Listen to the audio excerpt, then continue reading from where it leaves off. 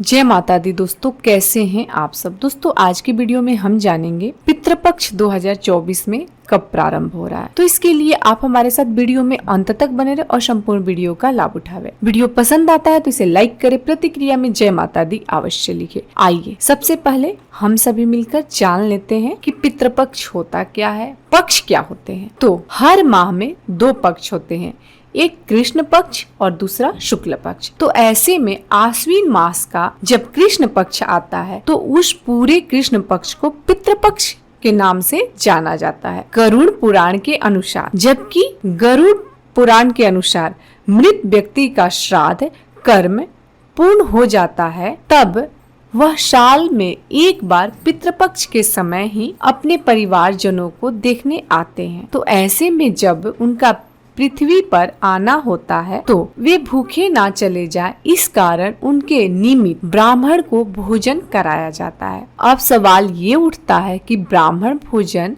कराने का अधिकार किसको है। ऐसे में तो पितृपक्ष में पिंडदान भी करना चाहिए, लेकिन अगर पिंडदान करना संभव ना हो पाए तो कम से कम एक ब्राह्मण को अपने पितृ के निमित्त जरूर खिलाना चाहिए।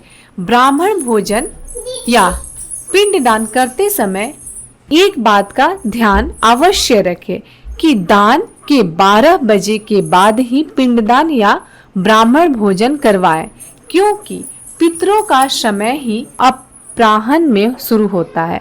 पितृपक्ष के अवसर पर पिंडदान या फिर ब्राह्मण भोजन कराने का अधिकार उनको और उनके माता पिता की मृत्यु हो गई है या माता पिता में से किन्हीं एक की भी मृत्यु हुई हो तो अपने दादा दादी या नाना नानी के निमित्त आप पिंडदान या ब्राह्मण भोजन नहीं करवा सकते हैं।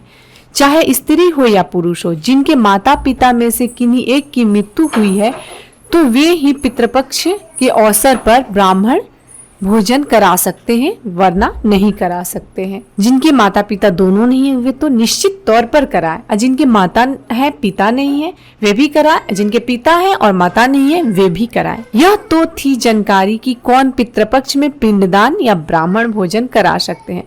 अब आइए जानते हैं पिंडदान और ब्राह्मण भोजन कब करना चाहिए। तो अगर कोई स्त्री या पुरुष अपने पिता के लिए पितृपक्ष के अवसर पर ब्राह्मण भोजन करवाना चाहता है तो हिंदी की तिथि के अनुसार जिस तिथि को उनके पिता की मृत्यु हुई थी उस तिथि को कराना चाहिए। पिता की मृत्यु किस तिथि में हुई थी अगर उन्हें पता नहीं हो तो पितृपक्ष के अंतिम दिन यानी कि अमावस्या के दिन ब्राह्मण भोजन या पिंडदान करने का परंपरा है। अगर कोई स्त्री या पुरुष अपने माता के लिए पितृपक्ष के अवसर पर ब्राह्मण भोजन करवाना चाहते हैं तो उनको मातृनवमी के दिन ब्राह्मण को खिलाना चाहिए। आइए जानते हैं वर्ष 2024 में पितृपक्ष कब से कब तक रहेगा और मातृनवमी किस दिन पड़ेगा। तो पितृपक्ष आरंभ होगा आश्विन माह के कृष्ण पक्ष से आरंभ होगा पितृपक्ष, यानी कि जिस दिन प्रतिपदा तिथि रहेगी आश्विन माह के कृष्ण पक्ष की वह तिथि है दिन बुधवार 18 सितंबर 2024 को।